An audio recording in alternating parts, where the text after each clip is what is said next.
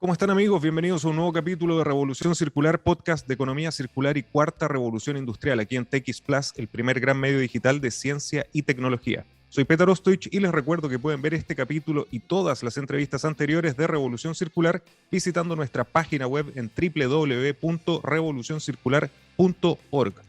Hoy me acompaña Nicolás Llobet, subgerente de Comunicaciones y Asuntos Corporativos de Arauco. Nicolás es psicólogo de la Pontificia Universidad Católica de Chile y máster en Sociología por la Universidad de Columbia en Nueva York. Coautor del libro In Feeling, Cómo cambió Santiago y nuestra forma de vivir la ciudad. Una investigación en el ámbito de la sociología urbana y las dinámicas del habitar. Actualmente se desempeña como subgerente de Comunicaciones y Asuntos Corporativos de Arauco, desde donde ha liderado los esfuerzos de gestión reputacional, marketing y comunicaciones, vinculación con el entorno y lidera la agenda global de acción climática de la compañía. Nicolás, muy bienvenido a Revolución Circular. Hola Petar, muchas gracias por la invitación. No, muchas gracias por venir. Vienes muy fresco desde COP26, así que es súper interesante lo que vamos a conversar hoy. Pero primero, Nicolás, como contexto para las personas que nos acompañan de todo el mundo, te agradecería que nos contaras un poco la historia de Arauco, su presencia nacional y global y sus principales líneas de negocio. Perfecto. Bueno, Arauco es una compañía que nació en Chile hace más de 50 años ya y que hoy día es una compañía globalizada. O sea, si bien tiene origen en Chile, tiene presencia industrial en 11 países, en Chile, Argentina, Brasil, Uruguay, México, Estados Unidos, Canadá, Sudáfrica, Alemania, España y Portugal. Sí. Creo que no se me fue ni un país.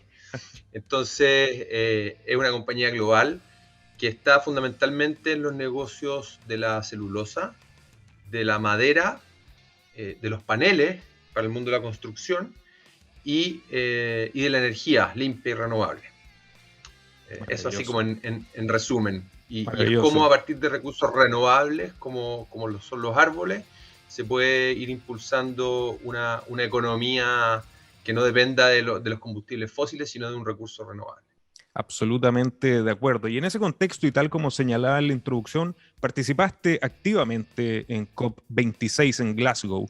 ¿Qué lecciones puedes compartir con todos quienes nos acompañan y cuál es el rol y la importancia de la industria forestal y maderera en nuestro futuro bajo en carbono? Bueno, la verdad es que fue una experiencia, fue un privilegio poder haber estado allá en Glasgow, en Escocia, viendo de primera mano, digamos, todo lo que se está viviendo en una cumbre tan importante como esta, porque nos jugamos en ella no solo, yo diría, acuerdos y artículos, sino que de alguna manera está el futuro de la humanidad un poco puesto ahí en ese lugar. Gente de todo el mundo, un nivel de compromiso, de conocimiento técnico, muy, muy, muy, muy importante. Y por lo tanto la experiencia de estar allá fue muy bueno. Vimos a gente de la talla de, qué sé yo, Barack Obama, hasta el vicepresidente Al Gore, andaba hasta Leo DiCaprio por allá. Además de obviamente el primer ministro Johnson y todos los mandatarios. Por lo tanto, fue una oportunidad de ver de primera fuente, de alguna manera, cómo se están llevando adelante las discusiones para enfrentar el desafío del cambio climático que tenemos por delante. Entonces fue muy, muy buena experiencia. Absolutamente de acuerdo. ¿Y cuál es el papel que juega la industria maderera y forestal en este nuevo desafío para combatir el cambio climático? ¿Cuál es la perspectiva desde Arauco para enfrentar este desafío? Bueno, una de los grandes acuerdos y las grandes cosas que se sacaron en limpio en la COP, que de hecho fue algo de la primera semana, fue una declaración a la cual adhirieron más de 100 países para detener y revertir la deforestación de los bosques al 2030. Ese acuerdo abarca más del 90% de la superficie de bosques del mundo, y si es que llega a cumplirse, que esperamos que así sea naturalmente, tiene el potencial de reducir algo así del orden de 3,5 gigatoneladas de carbono de la atmósfera. Por lo tanto, se pone en relieve la relevancia que tienen los bosques y la naturaleza para enfrentar el desafío climático. Los árboles son una, comillas, maquinita capaz de remover CO2, dióxido de carbono, que es el gas de mayor concentración en la atmósfera, a través de un proceso muy sencillo que nos enseñaron a todos ahí en el colegio, en octavo básico, que es la fotosíntesis, Y a partir de eso es que los árboles tienen un potencial enorme de mitigar el aumento de temperatura planetaria. Pero no solo eso, otro aspecto, otra consecuencia que ha tenido el cambio climático tiene que ver con la pérdida de la biodiversidad a nivel mundial. O sea, se ve afectada la flora y la fauna en grandes latitudes del mundo.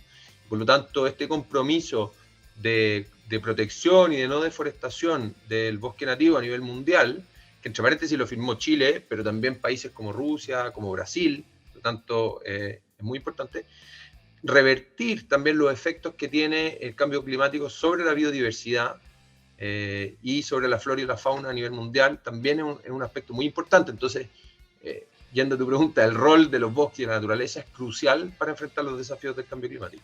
Así es.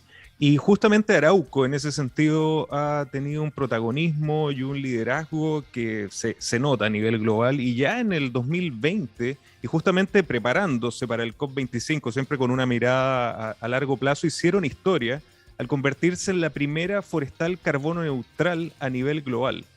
La pregunta es cómo conseguirán esto y cuál es la dimensión de la reducción y qué plazos se están manejando para esto. Perfecto.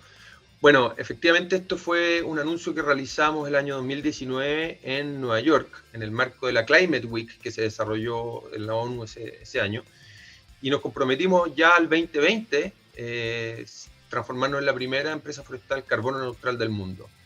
¿Qué significa eso en simple? Es que las emisiones propias de nuestra gestión, es decir, la huella de carbono de Arauco a nivel global, naturalmente nosotros somos una tiene fábricas que hace sus productos, y todo ese proceso genera emisiones de gases de efecto invernadero, genera huella, el transporte, los mismos procesos industriales, en fin.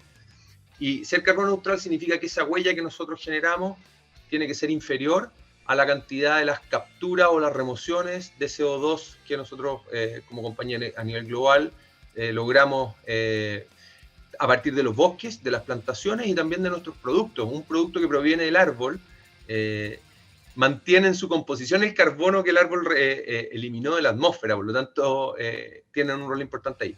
Entonces, el año 2020 ya logramos, hicimos nuestro balance y ya logramos verificarnos como la primera empresa forestal carbono neutral del mundo, generando un excedente del orden de los 2,5 millones de toneladas de CO2 que removemos de la atmósfera en términos netos.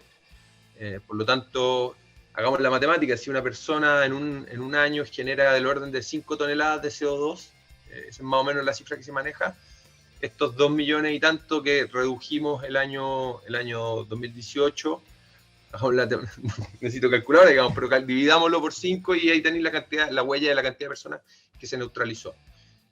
Por lo tanto, es un logro importante y es algo que supone un compromiso de ahora en adelante todos los años.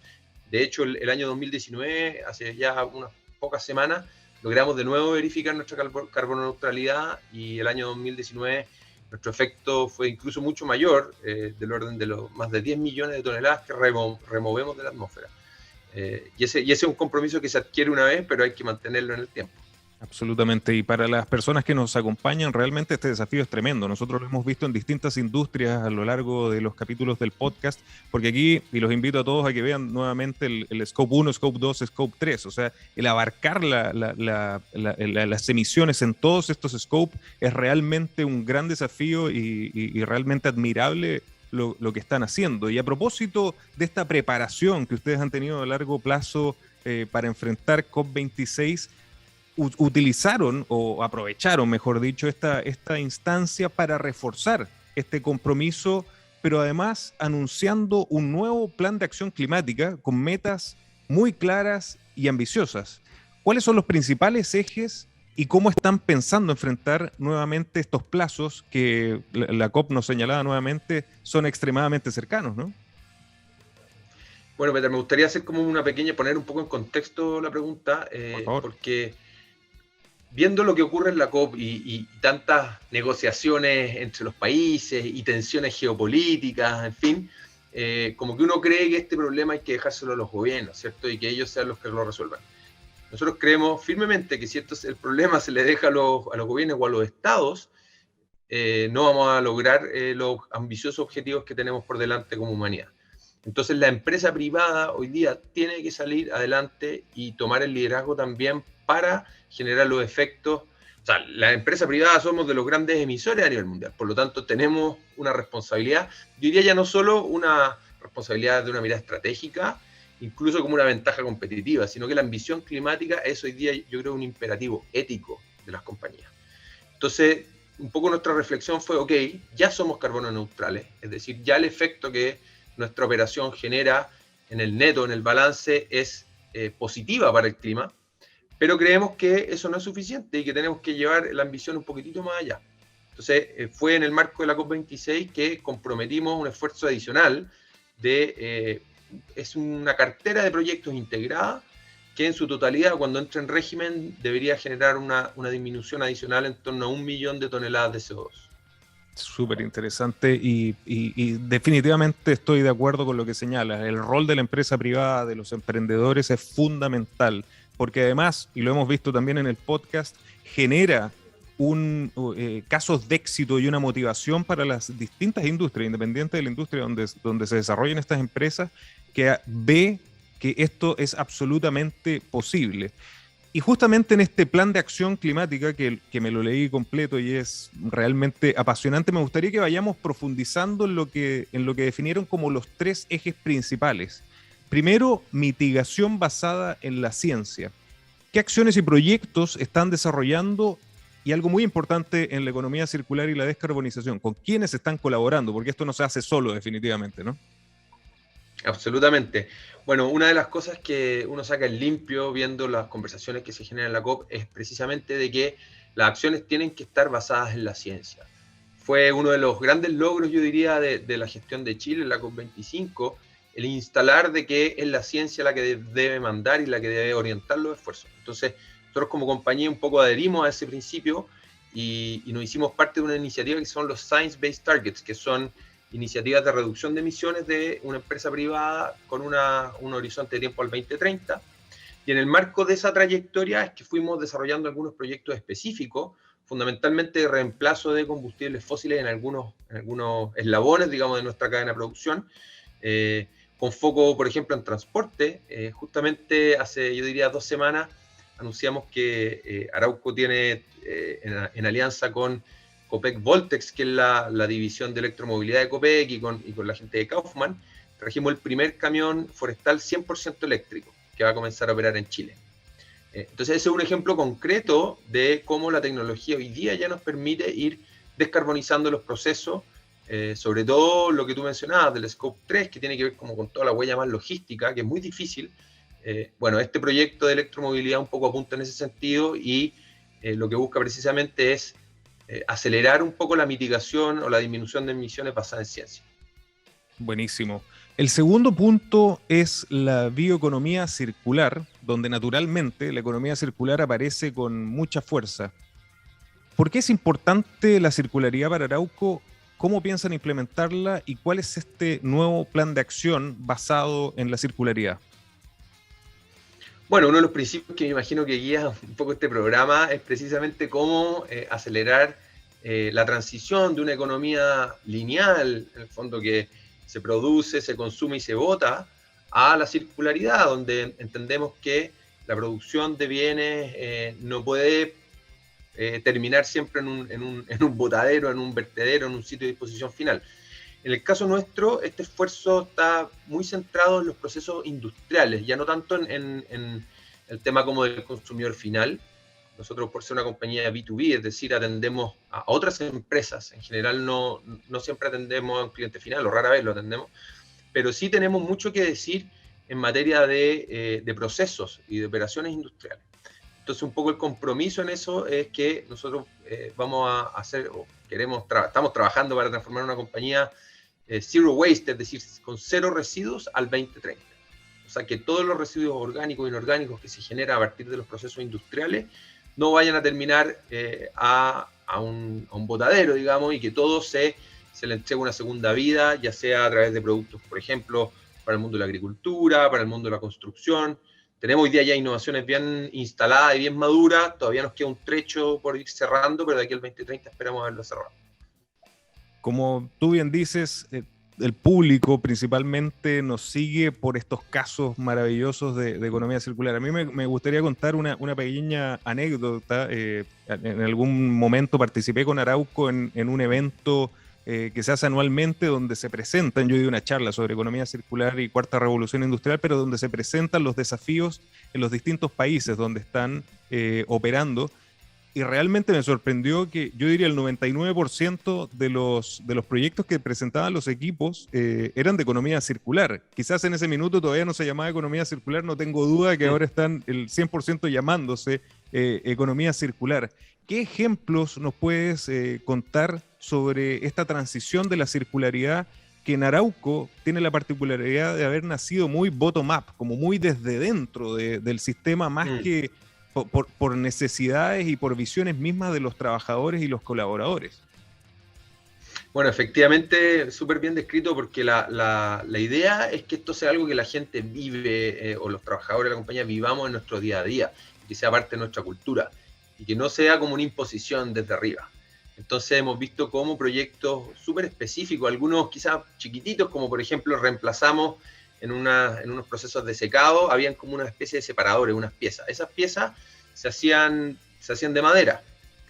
Y nos dimos cuenta que habían sunchos plásticos que son como envoltorios de cosas, de insumos que compramos, que no se estaban reutilizando. Entonces, estos sunchos que eran como desechos plásticos de insumos que nos llegaban a las fábricas, los transformamos en esta pieza que necesitábamos para los secadores, y hoy día reemplazamos esta pieza que se hacía de madera, la hacíamos nosotros especialmente, por piezas de plástico que tienen una vida útil mucho más larga, y que reemplazamos un plástico que era un plástico de uso único por un plástico que tiene vida larga.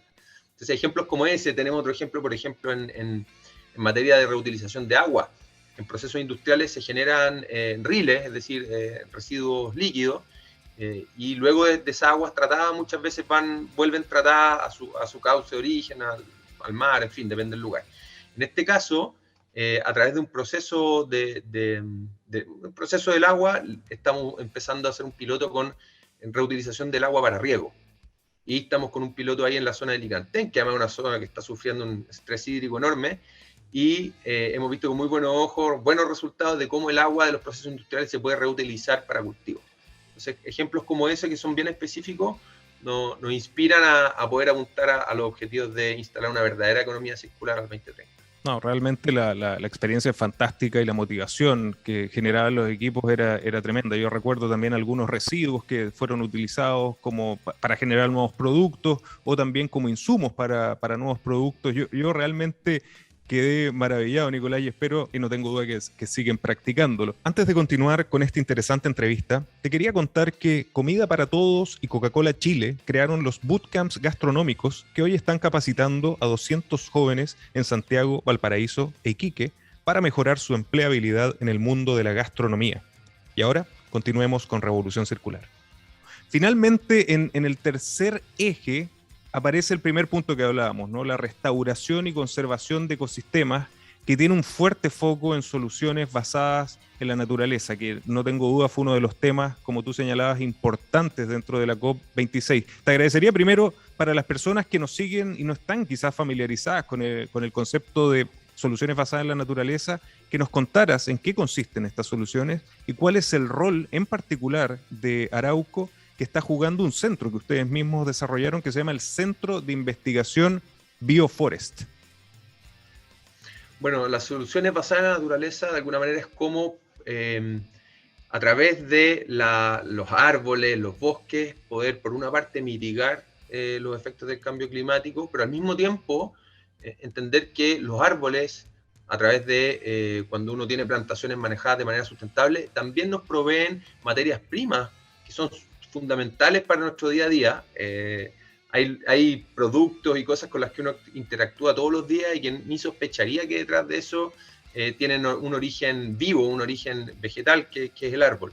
Entonces, de alguna manera, lo que permite es, por un lado, mitigar los efectos del cambio climático, conservar bosque nativo, cuidar la flora y la fauna, pero al mismo tiempo proveer o satisfacer ciertas necesidades básicas del ser humano en vivienda, con la madera como un material ultra sustentable para la construcción en gran escala, por ejemplo, embalaje y packaging, reemplazando el plástico, incluso en fibras textiles, reemplazando el poliéster, que sabemos viene del petróleo, un combustible fósil, y que además cada vez que uno lava una prenda de poliéster terminan micropartículas de plástico en el agua, que van a pasar muchas veces a los océanos.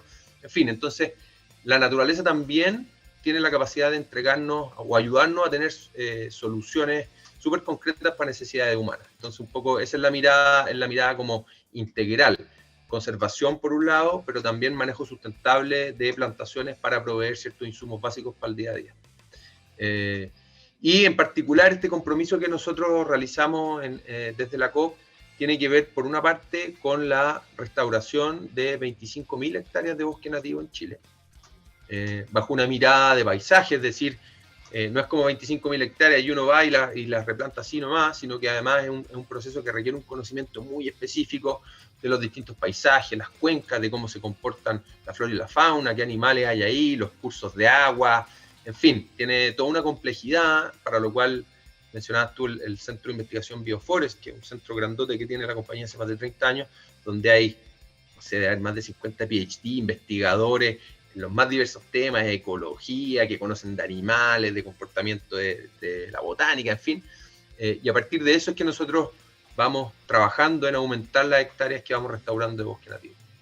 Pero no solo eso, y con esto termino la historia, digamos, pero nos comprometemos a la no extinción de especies en aquellas zonas donde estamos presentes nosotros. Hay especies amenazadas de flora y de fauna en los territorios donde estamos presentes en Chile, y nuestro compromiso es evitar la extinción de especies en peligro de extinción por un lado, y especies emblemáticas que no necesariamente están en peligro de extinción, pero que son importantes, como por ejemplo la araucaria o el alerce, y a través de un trabajo precisamente con este Centro de Investigación Bioforest, evitar la extinción de especies emblemáticas y en peligro. Espectacular. Y más de 30 años Bioforest, impresionante.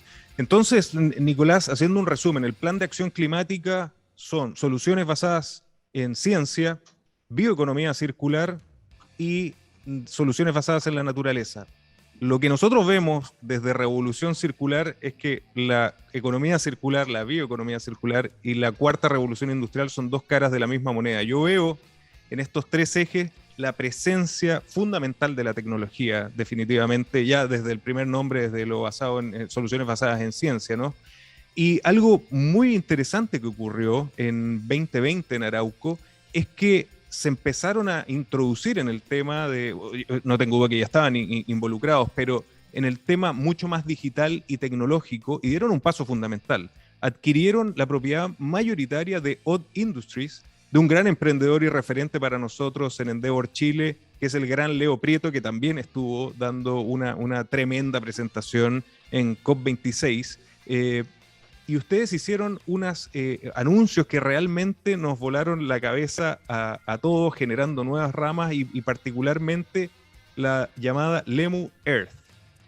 Si nos puedes contar un poco, yo sé que quizás no pueden contar muchos detalles, pero ¿en qué consiste esta propuesta? ¿Cuál es la nueva visión de Arauco con la incorporación de estas nuevas tecnologías?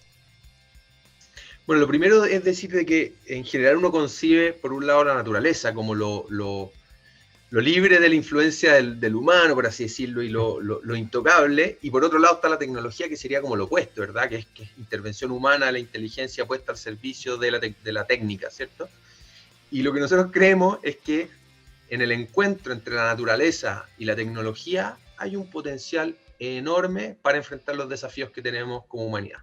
Entonces, con esa lógica es que efectivamente Arauco adquirió esta participación mayoritaria de esta startup de Leo Prieto y su equipo, que lo que hacen ellos son unos cracks en términos de la inteligencia artificial con propósito ético, es decir, inteligencia artificial, pero no para cualquier cosa, y machine learning. Entonces, y por otro lado, Arauco cuenta con muchas tecnologías de LiDAR, que es una tecnología como de rayo láser. Claro, escáner. La galaxia, sino que es como un escaneo, exacto, que te permite como levantar hasta la última hoja de un ecosistema. Entonces, cruzando estos know-how, es que Leo, que hoy día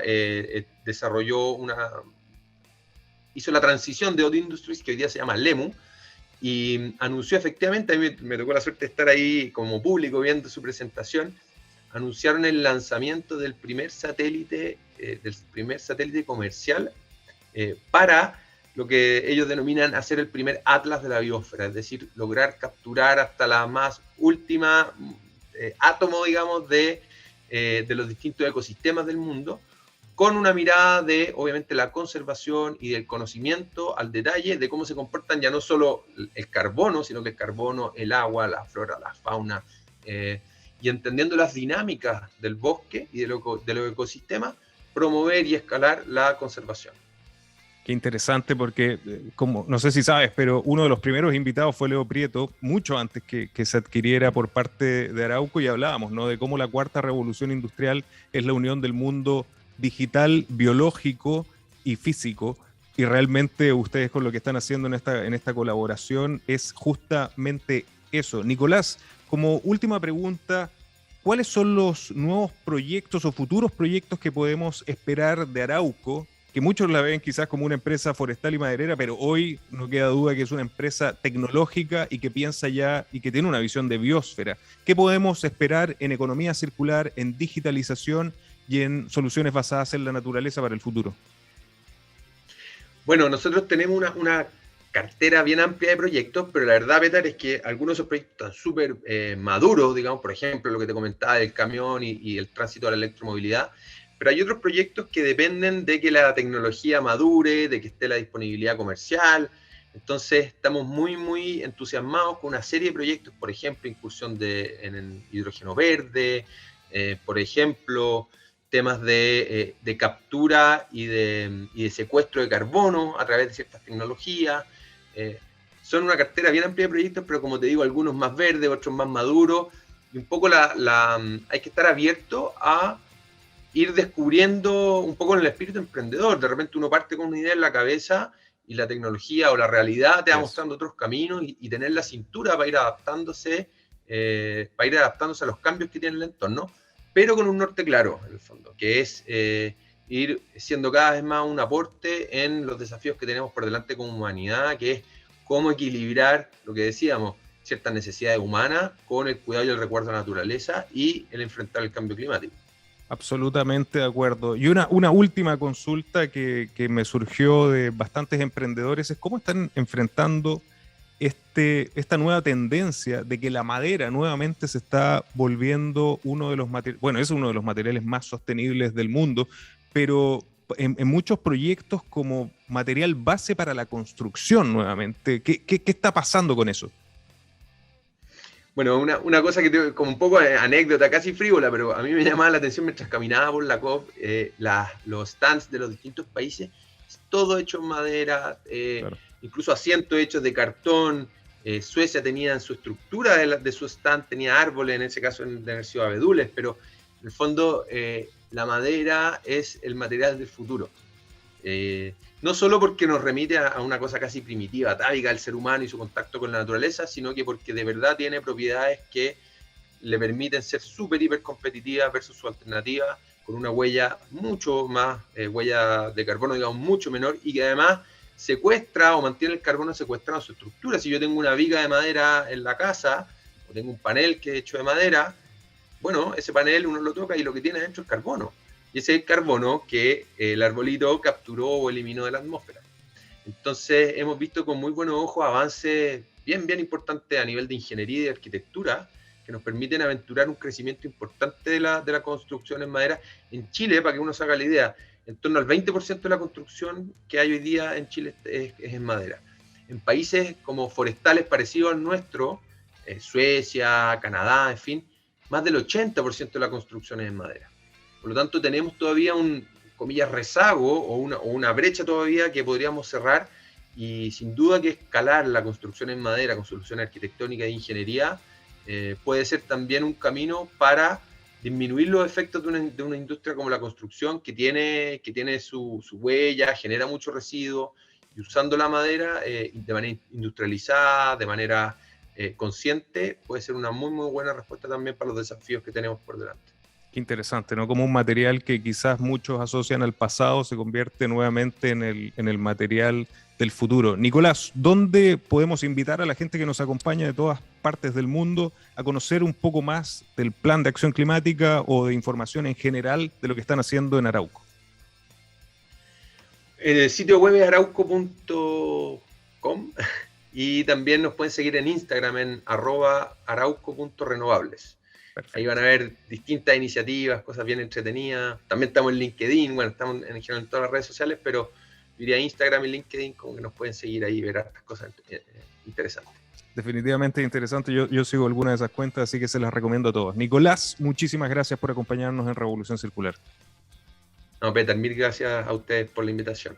Muchas gracias. Y a ustedes, amigos, también agradecerles por acompañarnos hoy. Recuerden que los espero la próxima semana con otro gran caso de economía circular y cuarta revolución industrial. Nos vemos.